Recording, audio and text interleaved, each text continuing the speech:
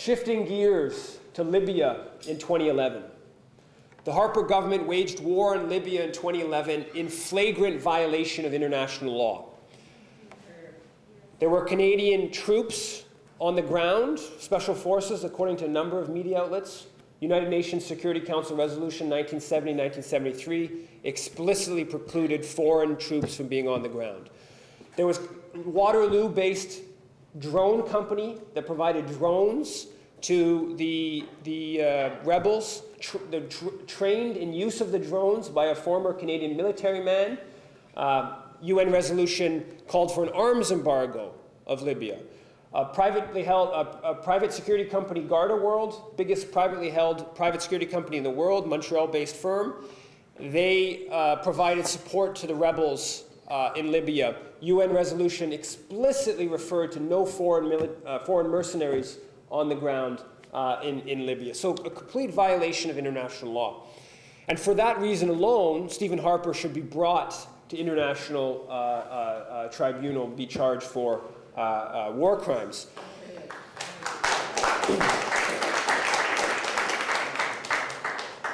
Obviously, we've seen Libya has been destabilized. There was thousands of people killed in the initial NATO campaigns. There's been thousands, almost certainly tens of thousands more. There was a report I saw a couple days ago saying more than half of Libya's population has been directly impacted by violence over the past 4 years. You have two different governments that claim national authority today. The country is divided into different warring factions. You have the rise of ISIS and others. Also, a lot of that question of the refugee crisis that we've heard about, Libya has been a staging off point for refugees into Europe, and the destabilization of Libya has contributed to the refugee crisis to a certain extent. But the context, I think we also have to see the Libya war, Canada's war in Libya, in also a bit of a broader context about military policy in Africa. A number of people have suggested, and I think correctly to a certain extent, that one of the reasons that Washington wanted to get rid of Gaddafi was that Gaddafi was resisting U.S. Africa Command's implementation on the African continent.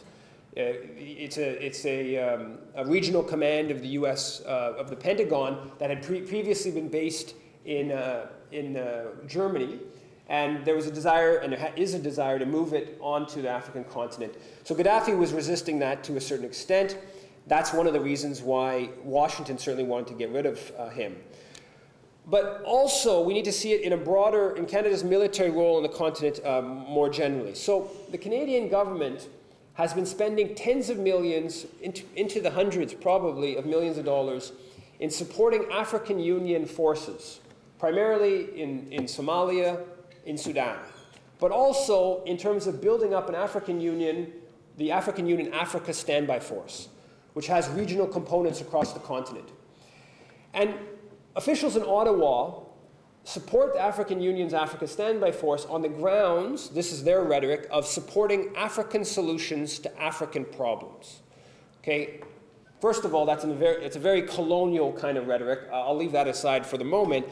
But the claim is we support African solutions to African problems. But in the case of Libya, there were very clear African solutions to African problem.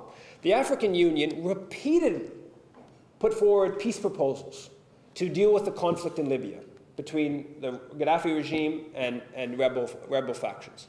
To the point where African Union or African leaders traveled to Libya in the midst of the conflict to try to negotiate a proposal. But in that case, African solutions to an African problem was just dismissed, ignored, to the point where it wasn't even reported on in our media. And it even led to the African Union boycotting a conference in Libya, or a conference in London on Libya, African officials condemning NATO powers, on and on and on. That doesn't even really get reported in our media, and the African solution to African problem is just simply ignored, which makes you wonder about what the real objective of Washington, Ottawa, London, in terms of building up the African Standby Force, what's the real objective? And I think, as people have suggested, it's about developing greater military influence across the continent, having African Union forces that are dependent on Washington, on Ottawa to a lesser extent, financially, logistically, so those forces can be used to exert military influence across the continent.